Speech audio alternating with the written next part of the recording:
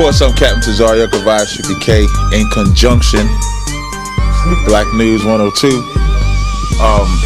We here with the brother David Banner. Pleasure to meet you. You know what I mean? Sarnetta hit me up and was like, David Banner was coming in town, wanted to do an interview, and he sent me a video that you had about the time for being nice is over. So as I seen that interview, and he said, we could interview, I said, man, I like to, rap with the brother, because I see some of the stuff that you talk about. So just a few questions if you got some time. It'll be about your history coming up first, and then we could deal with the now, because I'm pretty sure you're keeping up with the news, with the situation now in Minnesota, with the brother, with the cop being let off. I don't know if you know, but the brother that got shot in, I believe it was Mississippi, or Milwaukee rather, that cop also got off. So when I seen that video when you said the time of being nice, like it just gelled right with me, especially the agenda that we in Israelite School PK push, that the time of being nice is over. So I wanted to get your perspective on that, as well as first starting with your history. So I just had a few questions if you didn't mind. Or if you want to say something first before I ask you the question. I'm good.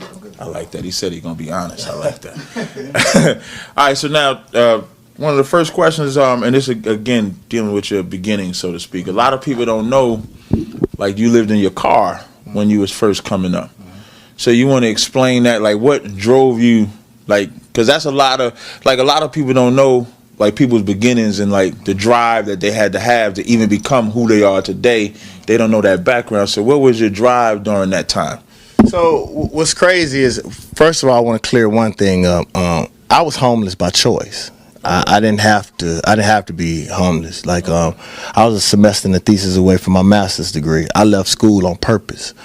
And I could have stayed with the girl I was dating at the time or any of those things. But I found out in our community there's two types of people who become uber successful.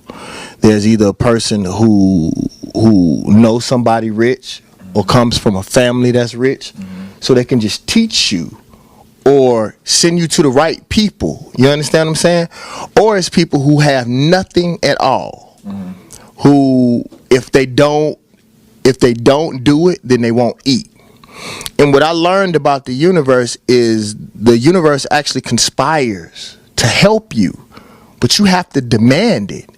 And sometimes we do that by default, and it's called starvation. And if your ass starving, you'll find a way. You know what I'm saying? Absolutely. And one of the bad things is that we usually drop to our lower self instead of raising ourselves. Instead of thinking, we become carnal.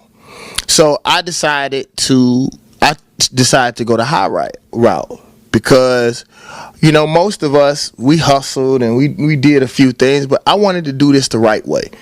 I wanted my spirit to be free from having to, make my people suffer because of something that I wanted to do. So, like, literally, I was sleeping in my van, and I built a studio in my van. People don't know this. I went and got first of all, what I did was took $100 and bought 100 CDs. Sold 100 CDs on the corner, made $1,000. Then went and printed 1,000. Didn't buy no J's, didn't buy no weed, nothing. I kept that $1,000 and I flipped it. Went and bought 1,000 CDs, sold those 1,000 CDs on the corner. And this is funny. I'll tell y'all a quick story. I was at a gas station one time selling CDs, and this white lady walked up to me. She said, because I wasn't selling CDs to her. She said, she was about 48, close to 50. She said, David Banner, you don't think I know who you are? And this is when I was independent. And I was like, no, I didn't. She said, you sell to everybody. So what ended up happening, because I'm so big, I used to get real close to the white folks and scare them. They used to hear, take 20, 30. I don't even want the damn CD. Just get the hell away from me. So literally, I sold that 1,000 CDs, took 5,000, bought the red van that everybody talks about. And I got a generator and put a studio in my driver's seat. I mean, in the passenger seat. And if you go back and listen to my first album that went gold, you can hear on the interludes, you can hear the wind, because I had the mic in front of me, and I built a distribution company within like It was like Alabama, Tennessee, and Mississippi. If it was within a 3-state radius, I would drive my CDs. And I didn't even think about that I had started a mini distribution company. Right. So like when I didn't even realize what I had.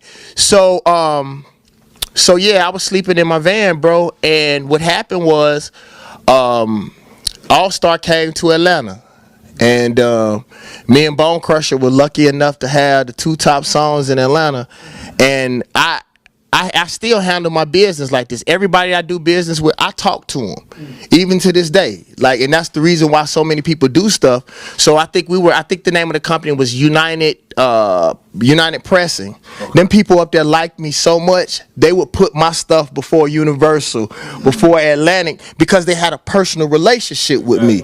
So then I flooded all of the record stores in Atlanta. So when all the DJs left All Star, they went all around the world, and people couldn't understand how the fuck is this dude that's living in this van, like a pimp, was everywhere, bro. I was just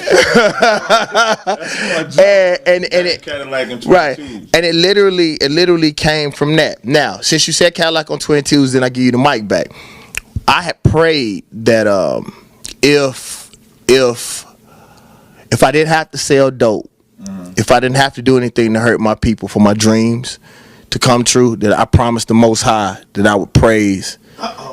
And so what I did, people don't know that Cadillac on 22s was a letter to God.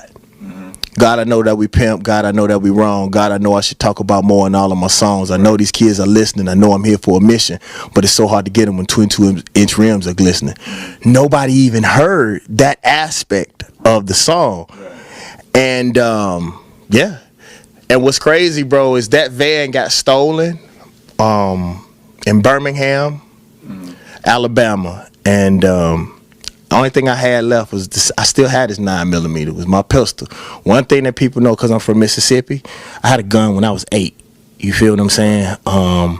So I've always had a bunch of guns. I own over 40 firearms, all legal.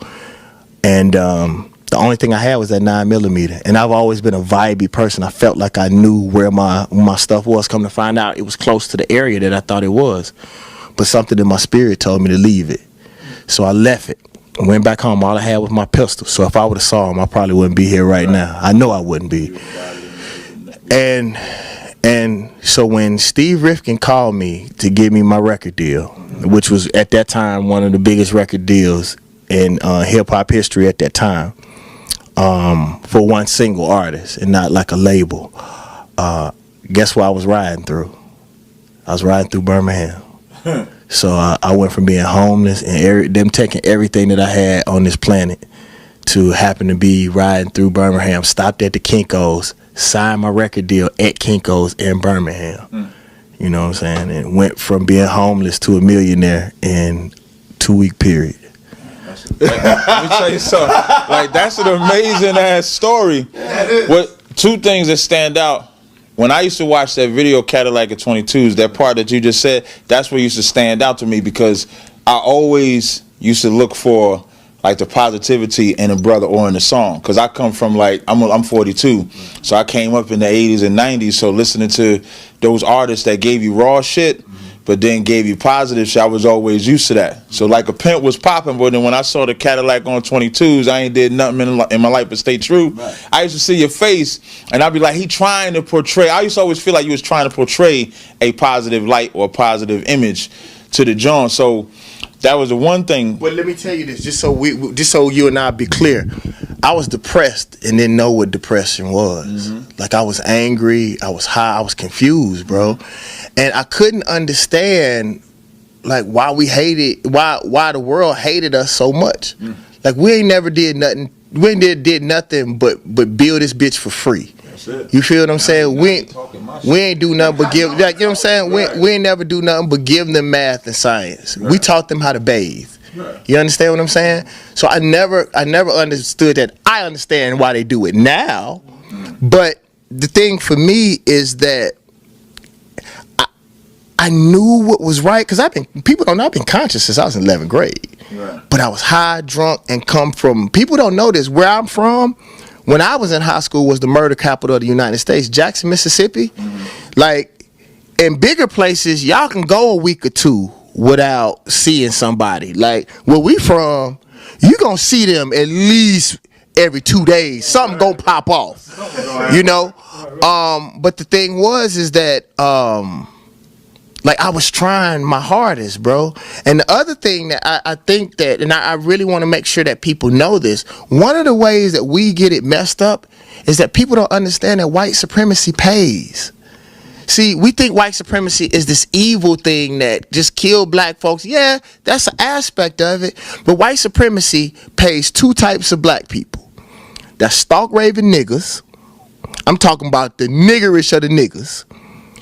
And total sellouts. People who have no culture, no beard, they don't stand for shit, they don't fight for shit. So what they have done now is they have tricked us. And now, because the house nigga makes so much money, that's the person that America rewards. So you end up being conscious and feeling like because financially you are moving forward, that you are being blessed, right. When it's the exact opposite. Right. Because you got... Okay. All right. Brother David, I'm sitting here and I'm listening to you, and you using the word nigga. Does that sometimes get you into trouble? Because for me, I don't use it as a term of endearment. See, the thing is that there are niggas and bitches out here. Yeah, you call them like you see them. The problem is when they describe our people as a whole as niggas is where I have problems. And the thing is, bro, research me. I've historically have always been the same. You know, one of the people that I think did it the best was Ice Cube.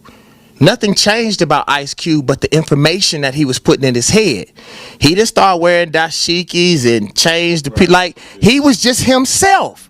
I'm still me. You feel what I'm saying? And since I travel and I see the world, some of my fashion changed just because I'm a more global person now. My shit still fly though.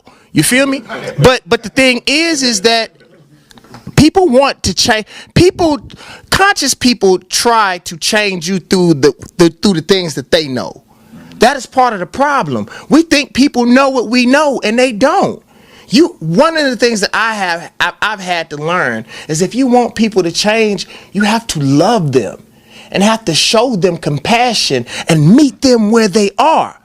But me saying the word nigga, if you acting like a nigga, don't worry about me. Change the way that you act. And it's funny because one of my Muslim friends told me something that was so dope. He said, "Bounty, there's niggas everywhere. White folks, niggas, black folks, niggas. Niggas is the way that you act." We were the ones that accepted that because at one time in history, we didn't have a choice but to hear that word. So because of what we call the Stockholm Syndrome, we adopted it to actually curb the pain. But we not slaves. You feel me? So we don't have to take that shit. But if you acting like a nigga, I call it like I see it. And if you have a problem with it, just get away from it. But bro, like cut that other part. And let me tell you why. Let me tell you why. Bro, one of the problems that I have is that we all think that we are right.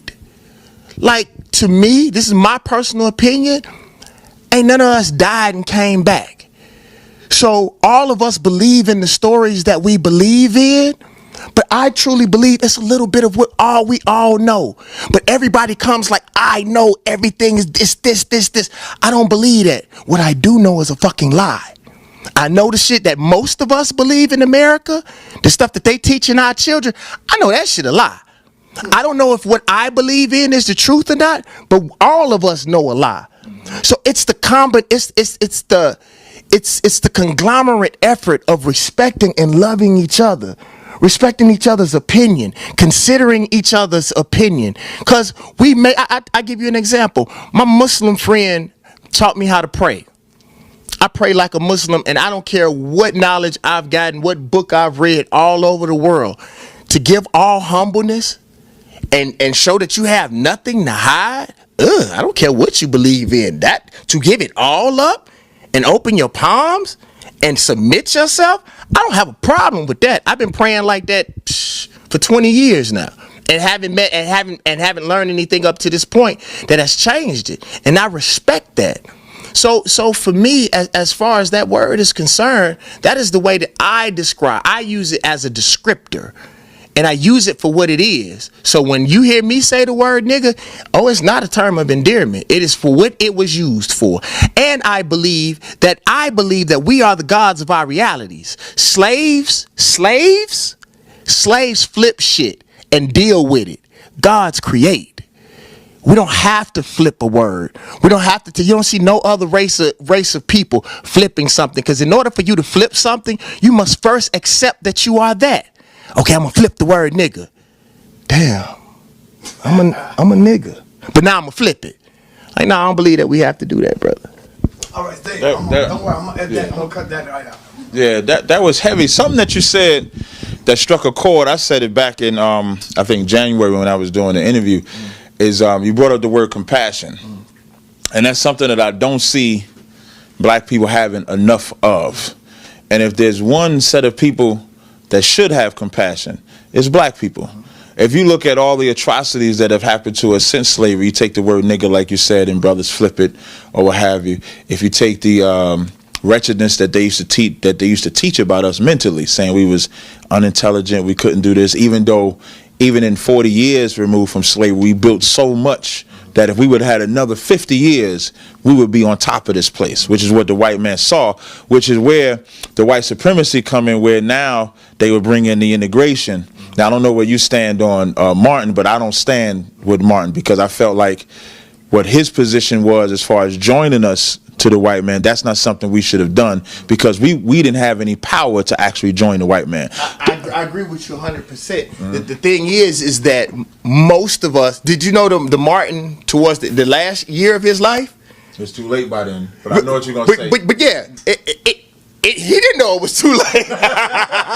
But you know, he told Harry Belafonte, I think I'll integrate. Yeah. No, and what happens is they take white supremacy takes the year out of your life that supports them the most. Exactly. You understand what I'm saying? And even in the historical speech, you know, about the mountaintop, if you listen to the end of that speech, he was talking about we need to financially change some stuff around here. My thing is this. I personally think integration was the worst thing that ever happened to black people. To me, totally. Absolutely. I agree with you 100%. The only thing was once I did a comprehensive study of Martin and I think that's the reason why they killed him.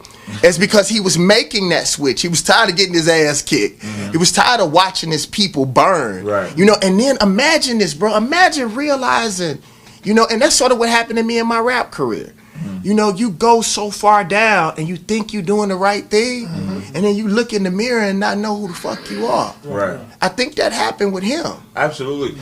What you're saying about Martin towards the end, mm-hmm. I actually agree with that because he did say to Harry Belafonte he was leading him into a burning house. Mm-hmm. The part that I was focusing on was just to channel what you said about white supremacy. Mm-hmm. The thing you said was they cut the year out that was the most important. Right. So nobody focuses on that. So all we have is the Martin that had Bayard Rustin, who was the homosexual, mm-hmm. that had the civil rights, let him beat you. So every time we go to actually rally and stand together and be set apart, which every nation in America can do that. Mm-hmm. The Chinese can do that. The Arabs can do that. And the Jewish man supports that. Yeah, so they pushes it. They allow every nation. The white supremacy part about it is they allow a few things. You brought up some excellent points. They allow other nations to do what they won't let us do. And then the only one that they will let achieve that economic wealth, so to speak, is the one that will sell his ass. Then he could be on the forefront. If you take a cat like Steve Harvey with that irresponsible joke he laid on the brother, I don't know if you're familiar with it. Steve Harvey had a radio show. Cleveland Cavaliers just lost the finals, so he's a Cleveland right. So he's a Cleveland fan, and then the cat says the caller calls in. He's from Flint, Michigan, and Steve Harvey says, "Well, y'all ain't got no clean water. When the last time y'all had clean water? Do well with that." Like, that's an insensitive type of comment, but it's almost like the norm for the people that would be in a position of power to actually help black people that don't. Like, you would be an anomaly. An anomaly in the sense of, you said you was looking at your rap career thinking that you're doing something, and then you looked in the mirror and said you wasn't really doing what you wanted to do. Like the cat that went into the car, like that was the real you. Like, you gave up to college because you wanted something to build of your own. And then when you built it, it didn't seem like it was going that way. So now you said, I need to go back and kind of like reinvent the wheel or reinvent yourself. Hey, brother, let me cut in. What's so important with what you said is what I did with my new album, The God Box. Bro, I make hit records for a living.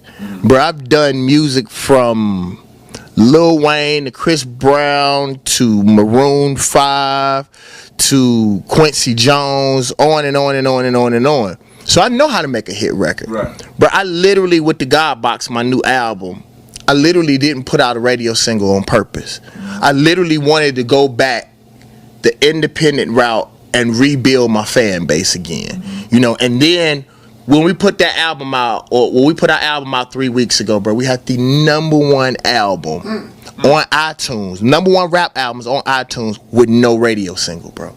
We beat every major record label, and I paid for everything on that album myself, bro. You know, and I did that on purpose, bro, because I wanted to go back and build something and build a relationship between me and my fans. I know how to put a record on the radio and brainwash people. Right. I don't want people to love. I don't want people to love me because they're hearing something every day over and over. That's called being hypnotized. I want people to be awake when they listen to my music, bro. And it's not easy. It's me and my homeboy was talking about that today, bro. Like, when you imagine the first people that went to any piece of land, you literally have to walk through the woods and the grass. But what you're doing is you're making a pathway for somebody to come behind you. Right. And it's funny because brother Raheem Devon in DC, he's like, Banner, we watching you. Like, folks are watching to see what's gonna happen, man. And I even found out, this is something I don't even talk about much, bro. Like, a lot of these big companies wanted to see me fail, and I found this out when LeBron left Cleveland. The reason why they were really mad at LeBron wasn't about because he was leaving Cleveland. That was emotional fan shit. You know, it's much bigger than that. The reason was 3 black men got together and made a unilateral decision. If Miami would have won that championship that year that them brothers first got in it, when him, Wade, and Bosh got in that room, imagine what all the rest of the NBA players would have started doing. Right. So if David Banner can take his own money, because think about this, when a rapper has a buzz, what does that translate into? Power. Exactly. And what's the first thing most rappers feel like they got to do? Go find a white man to wield that power for them. And a white woman to marry. You feel what I'm saying? Like, we don't even feel like we deserve or we have the smarts to run our own companies, bro. What do you think about our brother Floyd Mayweather, how he take his own power into his own well, one thing that I don't do, I don't comment on any other man. Like, that's something that I don't do as a man. Because me personally, no, I'm talking as far as his business aspect, I love the yeah, but what I do is, this is what I do. Yeah, what I do is this. I applaud anybody who is doing something that is lawful and it has not taken away from the culture, not taken away from the people. I don't care who that may end up being. Because I want to say this to everybody that's watching that want to do something. This helped change my whole entire life. If you can pay, because most of us, we're so enthralled with capitalism that we'll sell our soul without knowing it. But if, bro, whether you selling oranges on the street or you rapping or whatever you doing, you swimming, if you can pay your monthly bills, take care of your family and your lifestyle, and I'm not talking about balling and senseless bullshit, but you can feed yourself, house yourself, and get to where you need to go in order to make your money, then you've won. But we feel like, well, if I'm not competing with David Banner, or I'm not competing with, you don't know what that person did, whoever they are, you don't know what they did, who they under, or who done died, who they did, whatever they had to do. I've seen some people, brother, I've worked for, who are multi millionaires, bro. And this is where I had this saying. I got it from my father. I'd rather be $100,000 man than $1 billion boy. The fact that right now, bro, if I come up with an idea, I can go pay for it and make it happen. To be able to bring, to be able to bring from the unseen onto this earth is the blessing, bro. On the God box, bro, I used 60% of my album. Oh, no. Yeah, a little bit more. About 65% of my album is all done by black folks. Black companies, bro. Who do you have featuring on it? Features, I got Raheem Devon is on there 2 times. Cap G is on there. Big Crit. Who all is on there? Nah, T.I. was on the mixtape. I had T.I. on the mixtape. I have to look at the back of it, bro. There's so many people, but yeah, that don't to me feature. I want to say this real quick. Then we'll go back. Features and who you bring it out on stage. To me, that's the biggest cop out. Like, you should be able to, like, when the people who are on my album are people I actually have a person. Probably said one person. I know these people. And they'll show up at my video shoot, not try to charge me $50,000. If I'm in their city, they want to show up. Right. Like Raheem Devon called me, like, bruh, let's go on tour together. Yeah. Let's go out here and help the people, bro. Like, those are the type of people that I want to be around. You understand what I'm saying, bro? That sidebar, Raheem Devon, I like him too. He put out a mixtape that I got, and he actually sampled us. There's a speaking. One of the generals in our school, General Mayak, because he's from the D.C. area. General Mayak was teaching in D.C. and he actually sampled it. So I loved that shit when I saw that. So big up to Raheem Devon. Make sure you tell him I said that, man. To segue a little bit, because I like the political side that we're speaking about. The video that you had came out with when you was talking about the time for being nice is over. And then I was listening to your video, and I just wanted to broaden it. As we look at all of the things that are transpiring. For us in the Israelite School UPK, just a little background, we teach who the true children of God are. And we teach the reason why we're in this condition is because we're cursed because we broke his commandments. And you said something as far as doing stuff lawful. Like a moral compass is something that black folk truly, truly need. And we need to separate from this oppressor. Now, when I mean to separate, I don't mean separate like just walk out and don't have no dealings whatsoever. But when I was bringing up like the Chinese man and the Arabs and so forth earlier, they don't separate from their culture. Every other group of people had their own town. Little China, little Russia. Right. And you know what else they have? They have a Chinese store in the white neighborhoods as well, because they have a position of power. They didn't have to give up the Buddhist monk. They didn't have to give up Allah. They didn't have to give up none of that. The economic power that we had, I'm going to give an example of when we had it the most. When Martin Luther King first started, and I'm not bringing him up again to speak about him, but I want to use the power that he showed and where he should have took it. The greatest power that black people ever showed was that boycott of the buses. Because what happened with that is when you affected the white man's dollar, that's when he pays attention, and that's our true power. I was saying this in Chicago the other day. We're the #1 economy. Like, we make America run. Like, you know how they say America runs on Duncan? America runs on black people. Straight up like that.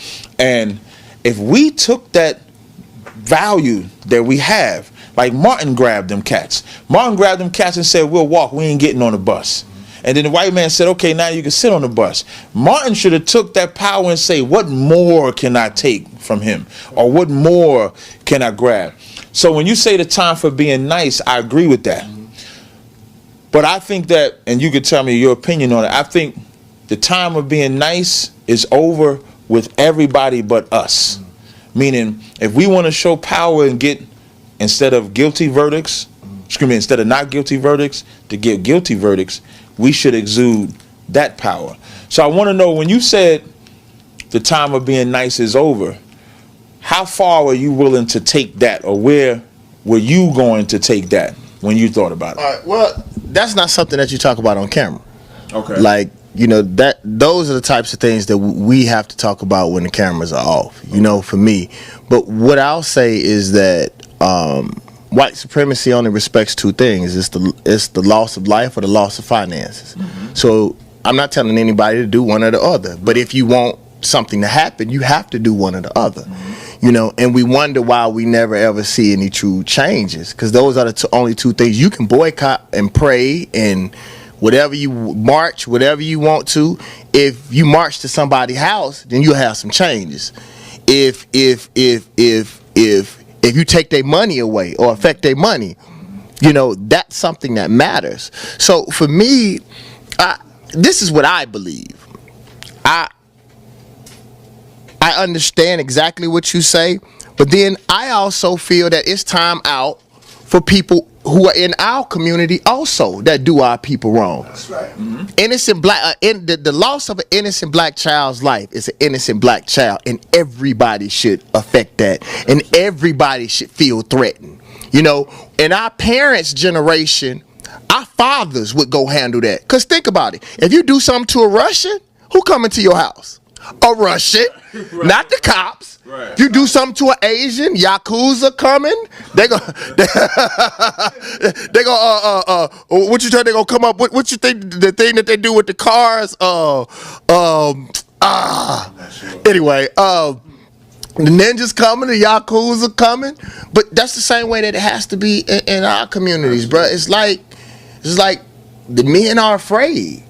Like, we have to take over our communities, period, bro, regardless of who that may end up being. So when I said that, I meant that for everybody, bro. Right. Because the thing is, man, is that, again, what we don't understand is that those people, everybody knows, whether it's white or black, you can do whatever you want to a black person, and for the most part, nothing gonna happen to you. Black person kill a black person, he may get 4 years. Maybe, depending on how much light is on the situation. But same things with drugs. Same things with pimping. All this kind of stuff. We want to drug, we want to pimp, we want to kill, but we only do it to ourselves. Because we know that white supremacy will either go lighter or will reward us for doing that. So the same people who will take your life for stepping on their J's, when a white person comes to our neighborhood and kills an innocent black kid, or comes to our churches and kill 10 people, we won't do nothing. But that person who tries to stay in the hood, that tries not to leave, we'll rob him every week, every chance that we get. So we have to stop that overall with everybody, white and black. Absolutely. What you say was so heavy. That's why I said the first thing you had said earlier was the compassion, because that's the lack that black people have. And there's a saying I always say, like, when a black man kills another black man, that is a crime. He should be punished. When a white man kills a black man, that's an actual act of war. That's why a lot of times you do not see them go punished for that, because that's warfare. And we go to jail for that. But what you said about us doing, especially black men, I'm going to focus on black men right now, because the only way we can change as a nation is if black men get it together. When I look at this generation, like the generation I come from, I almost feel a little weird when I think about Grandmaster Flash and how they dress for what I'm about to say. But the way that we dress today, the way that we carry ourselves, like, there's an agenda of feminism that's being pushed on black men to kind of like remove us out of the household. You have a generation, you have a spirit of the drug dealer, drug epidemic, like that 70s was like a turning point for black people, because everything hit. In the late 60s and the 70s, you had the civil rights come, they killed Malcolm, they killed Martin, shut down the Panthers, and then the drug epidemic came. And before the drug epidemic came, they dried up all the weed. Right. That's something that people don't know. They dried up all the weed. And then when they dropped the drugs, a lot of our people were coming home from war. Thank you. And what was happening when they was in the war? Right. They was getting hooked on drugs. Right. So now you take the strongest thing any nation can have, which is the man. Like, the man is the one that's a fighter. And then you put him in a position, you said something earlier, said you put them in a low position, and they can either stay low and become the animal that they're being created to be, or they can rise above it. And the black man for a long time has succumbed to that animalistic instinct. So like, our women become whores because we love whores. You understand? Like, if black men stop loving whores, our women to stop being whores. If we stop selling the drugs, then they won't use the drugs. So like, we have to have that accountability as well. And that accountability doesn't come without knowledge, because a lot of us don't, like, you know what I just said as far as the 70s, and that's why you was able to add to it. But a lot of us don't know that bit of information. So there's almost like a re-education that has to come to the black man. Yeah, and we almost have to start all the way over again. Right. And before I give him the mic, not the shameless plug, but I do have a lecture I want to do in Houston on the re-education of the black man. Like, I did a lecture on a black woman on how she's been miseducated with the feminist movement, how that actually turned her against us when we ain't supposed to, like, a black man and black woman ain't supposed to be fighting each other. We supposed to be united. So I want to do one on the re-education of the black man on them same principles that you just said, as far as us with the drugs, as far as, like, if you take Trayvon Martin, right? Trayvon Martin got killed by that cat, George Zimmerman, right? But who's still walking around. Who's still walking around. Here's a flip side of that. Now, everybody's sorry that Trayvon got killed, right? And everybody wore Skittles and hoodies and to commemorate him. But Trayvon shouldn't have got killed by George Zimmerman. He should have got killed by a brother, like it's always done. Or he should have been aborted before he was even born. You understand? Or he should be locked up. Because that's the life of every average black man. That's what we also have to change. Like, there's two sides, which is what you bring up, which is heavy. There's the white supremacy side, and then there's the side that we can control. But let me add on to that, y'all, and I'm gonna have to cut in a second because I got something else I got to do. The thing that, and the next time we see each other, because we will see each other again, we'll build on this. The problem is this, though. I talk about this in my lectures, is about how the human brain, about how the central processing unit of a computer is based off the human brain. Our central processing units were erased. Black people never got any new therapy, not social, not mental, not spiritual. So, and I talked about this. I had to get on somebody on the radio recently when they was like, well, black people have to take responsibility. How? Why? They never had the information, right? And they never had the information. They really don't know. And it's something I talk about all the time. When all of these so-called smart people who are in all of these places but the South, if you're not from the islands, your family is from the South. And if your family is from the South, the black exodus was supposed to be about people leaving, going to get information, jobs, and opportunities, and doing one or two things. Bringing it back to the South and re-educating the people, right, or coming to get us and taking us to wherever you are. Some way, somehow, we got up under white folks and started treating black people the same way white people do. And that's that Civil War mentality. Whereas if you're under the Mason-Dixon line, then you're supposed to be smarter. But the truth is, we all came from there as far as it pertains to us getting off those ships. Right. And we didn't come back and fulfill our job. So as we talk about the malfunctioning central processing unit of black people, we don't take the onus of coming back and re-educating. Some of us, of course, there are exceptions to the rules, but most of the time, people say that they're building. They're not building. They're showing what they know, and like you said, they are insensitive. Right. So in a lot of cases, you make people feel like they dumb. I say all the time to the kids, I'm not talking down to the kids. I'm talking up to them. You understand? I'm lifting them. So I believe that's one of the things that we have to realize, is that our people have been shit on so much. And one of the reasons why the culture of rap music is the way that it is, especially in the South, is because uppity, so-called smart Negroes and niggas didn't come back and teach the community like they were supposed to. So the hood created their own culture, their own style, which in some cases was supported by white supremacy, but they created their own livelihood and their own type of music, which they should have. Because think about it, when we first started hip hop was universal. Then it went from being universal to being just about my city. And if you ain't from my city, fuck you. Then we got so full of ourselves that it then went down to not our city, but now our borough. Right. And now not our borough, now our fucking streets. Now look at the gangs now. The gangs ain't about this borough against this borough. Man, when I was living in the hood up here, bro, they were literally project and right across the street. The projects right across the street. They were killing we killing each other. So the thing is, bro, is that we have to find a way to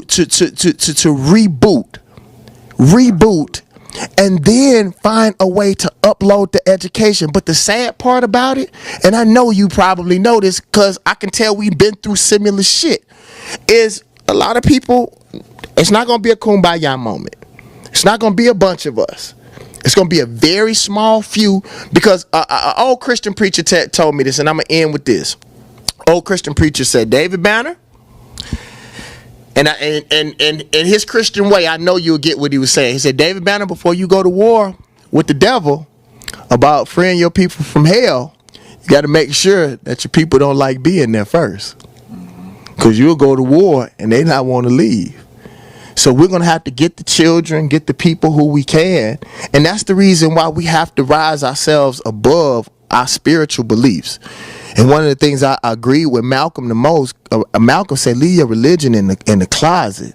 Right now, we have to talk about the preservation of our people. Then we'll deal with the spiritual aspect later on. Right now, our folks are dying, and that should be the common denominator. That's the common denominator for me. Do you care about innocent, melanated people who are dying, not just in America, but all over this fucking earth? That's the only thing that I care about. 2 questions. I'm going to comment on that, then I got 2 questions. They real quick. Okay, what I like about that, like the scripture said, pressure make a wise man mad. That's why you see these brothers project to project, borough to borough, because of the oppression that has never been allowed to be free from us. That's why I said earlier, 40 years removed from slavery, we showed exactly what we could do. And that scared the white man. He saw that they had a 200-year head start, and in 40 years, we were about to surpass them in every single thing that they could do. And oppression is still on top of it. Right, and oppression. And we knew, the thing about it back then, what was beautiful back then, we knew that the white man was our enemy. We still dealt with them, but everything we did was for the betterment of our city or our school, our education, our businesses. That's why we was able to build the Rosewoods and Chicagos and Wall Streets, etc. Then when that failed, then we had the leaders that you spoke about. And it didn't fail. Let's make sure. No, I don't mean fail in a bad way. When it killed us. Yeah. And blew it up. Right, because like, it's heavy when you say killed us and blew it up. They say they never had a aerial attack on American soil, but that's a lie. Right. Because Wall Street was the first one. They dropped grenades. I talk about that all the time. They say that Hiroshima. Yo, son. Yeah, no. They say that Hiroshima was the first aerial attack. That's a damn lie. Hell no. Because Wall Street was the first. Right. Yeah. And so I wish we would have kept fighting. Like, it's rough. Like, some people might say it's easy for you to say that today. That it's easy to say they should have kept fighting and stuff like that and not compromise. But I just wish they would have kept fighting, and then we would be different. But I don't want to. Let me give you this in the middle so they can hear me. Let me give you this, the way that I look at that, and just think about this. And again, we'll build when I see you next time. Right. It's sort of like, that's one of the reasons why they let, like when you see the movie The Gangs in New York. Right. That was the reason why they let, like, all of those different, because at first white people were as segmented as black people are. And then once the white folks figured out, okay, you got the Irish, you got the black folks, and you got the Native Americans, these motherfuckers gonna kill us. So then it's like, all right, everybody's white. Let them all in. Because if you look at the population of America, it was starting to become more natives and more Africans and more Irish. So then they was like, okay, Irish, y'all come over here because y'all look the most like us, and let's go. So what ends up happening is, because they let all those white people, it's sort of like black people are, have you ever seen a butterfly like drop off into an ant bed? It's just so much shit on us. It's television, it's the police, it's religion, it's just so much ants, and then you got bombings and hangings during that time. Like we don't see, like, we know the ramifications of white supremacy, and we see we see what happens. But similar to Mike Brown was a modern day lynching to send absolutely. a message to us. So just think about like those people when you think about the fact that they should have fought. Like, that's sort of how I feel about the South, and I tell people, like, our parents stayed. Like, where everybody else ran and they were able to see just like black people, like, we stayed in the middle of that shit. So it's so much. And then we killing us too. Right. So it's all of this shit just dumped on. It's just like a whole bunch of ants, bro. So, you know, I try to be as patient as I possibly can be, bro, because I know with me, just as a black man, and I'm just opening up a little bit, bro. Like, I deal with the stuff with white folks and business and every day. I can deal with that. But the thing that hurts me the most is when it comes from our folk. Especially when they know that you help. You know what I'm saying? When they know that you out there, you don't have to be out there on them streets teaching, that you don't have to do the things that you do. And we go out of our way. But then I also know that was programmed inside of us too. So again, that compassion that we talk about, then it hits us in the face. And we gotta remember. Yeah, man. That's a hard job to have that compassion. All right, they're calling for me. Let's do these last two. Okay, I'm gonna do the last two. You mentioned this a little earlier. We seen the revolution of rap like in the golden era, what they call a golden era. Do you think that type of revolution can survive in these times? Yeah, I think it can, and I'm watching. I think it can. I know it can, and I'm watching it, bro. You know, with me releasing the God Box and it getting so much love, it was actually set up by Kendrick Lamar and J. Cole and Big Crit, opening these children up. You feel what I'm saying? And the other thing, bro, you know, we still have certain sections of us out on the streets, but the problem isn't rap. The problem is back in the day, because I don't know if y'all knew this, I used to be on Penalty when Noriega was real hot. So I moved to New York homeless. I used to stay in the garment district. And one thing that I noticed when I used to come up to New York was that the streets, everybody was on the streets teaching. You know what I'm saying? Like everybody. And now, for the most part, you have a few factions that's still teaching. But was that Giuliani that passed the laws, the vending laws and all that kind of stuff? Yeah, that was Giuliani. Right. So he affected a lot of that. But now if you look, for the most part, it's just the hustlers left. So back in the day, Q-Tip, all of those types of people, they were influenced by the streets. It wasn't hip-hop. Everybody's looking at hip-hop to affect the culture, when that's backwards. The hip-hop has always been a direct reflection of the streets. Who out there teaching these kids now? For the most part, I know there's exceptions. It's the dope dealers. So the streets are influencing the culture of the music, and people are expecting children. Hip-hop has always been relatively young. You understand what I'm saying? So the kids only know what they're being taught on the streets. That was one of the only reasons why I came back to rap. Because if they don't see an elder who is successful, that's why I don't dye my beard. I want them to see an elder who is doing well, who stands for something. You understand what I'm saying, bro? I just turned out, and bro, I ain't gonna lie to you, bro. These folks tried to give me a lot of money, bro, to play a role in the movie, bro, that it's not that bad. But for who I am to people right now, it is. You understand what I'm saying?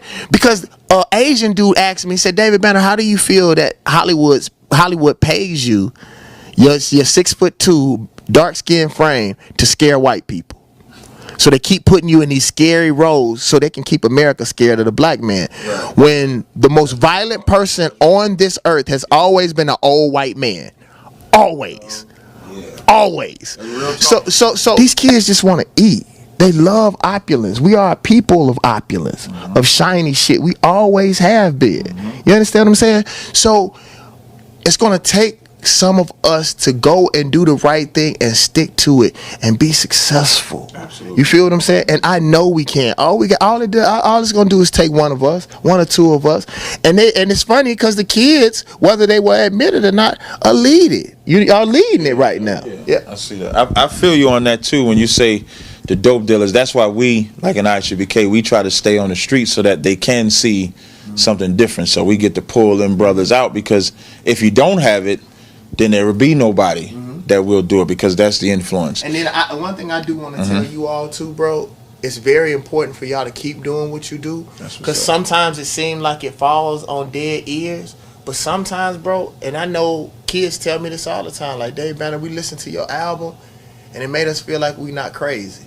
Right. You understand what I'm saying, bro? Because a lot of times that's what white supremacy does. They put us in these corners and we feel like we're alone. Right. Well, we not, bro. Right. We be feeling the same way. You know, like, I tell people how I feel about religion. Like, I told my mom, and it hurt her feelings. I say, you know, Mom, whenever I have my child, I don't want my child to be touched by any conventional religion until they 14.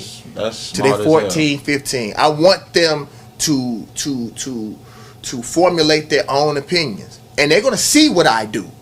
You know what I'm saying? They're usually gonna follow their father, but I'm not gonna push any of that on them, bro, because most of the problems in our life comes from our parents' baggage, bro. It's a trickle down effect, so to speak. Okay, last question, because I got two I like to squeeze in. That's just one. I'm calling me there. Okay, no sweat. I'll give you. Okay. I think it says, I think we need a modern day Nat Turners, so to speak. Right. Do you believe, like, the kick ass, or so to speak? Like, do you believe that that's what we need today? Okay, good question. You know what I mean? This is what I really believe, bro. This is gonna shock you, but I'm not really even angry at white folks no more. I just want them. I just want them to leave us alone, bro. Like for me, sometimes we concentrate on their evil so much that we end up following them down the wrong path. I believe we do our own shit, create our own communities, and protect what we create with our fucking lifeline, with everything that we love. I don't even concentrate on being angry anymore, because that's what kills your spirit. I try to shine. I try to raise myself above that carnal anger. But you touch me, you touch my community, you touch these children, I will give everything. Because at first I used to think it was about being willing to give your life. It's not about being willing to give your life. It's about being able to live, to teach tomorrow, bro. But if you touch what we build, we will die for it. And so, like, for me, bro, like, spending time being angry, training to be able to protect, I'd rather spend more time on that. Right. You understand what I'm saying? Because academy, we do that all right, because for me, bro, I found myself being so angry and so bitter and so mad and just waiting for a motherfucker. No. What we have to understand, bro, is it is in their nature. This is what I totally believe. I believe that white society as a whole is parasitic. No matter what you do, no matter how, like, think about it. Think about this. They have all the resources. They own mostly everything anyway. Like, what else do you want? Why are you still murdering? Why are you still killing? It is so fucking parasitic that it will eat itself. I wanted to write this movie about these 3 super smart white kids who started off, they were at Harvard, they were doing all these things, and by the end of the movie, they ended up in this one room, and then you opened up the door and the whole earth had burned, because they were so parasitic. They wanted every fucking thing until they blew the whole fucking earth up, bro. That's the only thing that is satisfying. You know what I'm saying? And for me, bro, that's the reason why I say, like, I stopped going down the pathway of being angry. I just want to build for our children and do for us, but be prepared, because they always come. You understand what I'm saying? No matter, because they always tell black folks to get our shit together, and we've always had that shit together. And every time we do, you'll sick the feds on us, or COINTELPRO, or burn it down, or rape it to death. And the feds say, yeah, build yourself back. Yeah. And then act like we didn't have it together in the first place. Right. You know. So Yeah, brother. Thank y'all, man. I really, really enjoy. Oh, y'all make sure y'all go and purchase the God box. That's what you do. This is Crossing Line Radio.